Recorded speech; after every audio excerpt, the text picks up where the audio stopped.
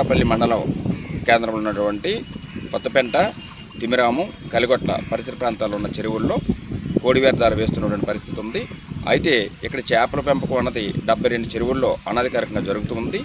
ఈ 72 చెరువులు కూడా ఎటువంటి అనుమతులు అయితే లేవని చెప్పి ఫిషర్ శాఖ అధికారులు కూడా ఇప్పటికే తెలియజేయడం జరిగింది. ఇటు రెవెన్యూ అధికారులు స్పందించుకోవడం మరీ విడ్డూరంగా ఉంది. ఈ కోడి వ్యర్థాలు విశాఖపట్నం మున్సిపాలిటీ నుండి జీవీఎంసీ నుంచి తీసుకొచ్చి ఈ కోడి వ్యర్థాలు ప్రతి వారం కూడా ప్రతిరోజు క్రమం తప్పకుండా వేస్తూ ఉన్నారు. వ్యర్థాలు వచ్చినప్పుడు పోలీసులు రోడ్డుపైనే ఉంటూ ఉంటారు. ఒక బండి త్రిపుల్స్ వెళ్తేనే పోలీసులు పట్టుకున్నటువంటి పరిస్థితి ఉంది. కోడి వ్యర్థాలు వచ్చినప్పుడు కూడా వాళ్ళు చూడనట్టు సిరికొన్ని వేయడం కూడా వెనకాల కూడా పలు అనుమానాలు అయితే వ్యక్తం అవుతున్నాయి.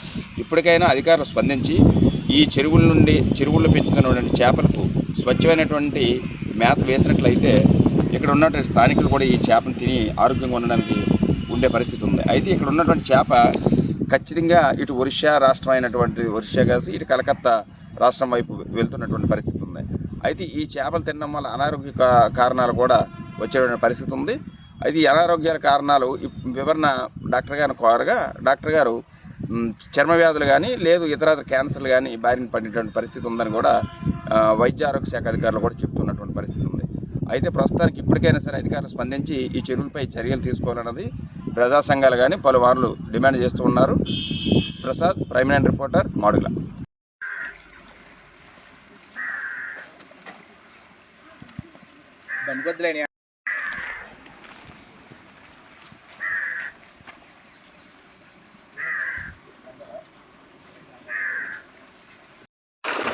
ఎక్కడి నుంచి వస్తుంది ఇది?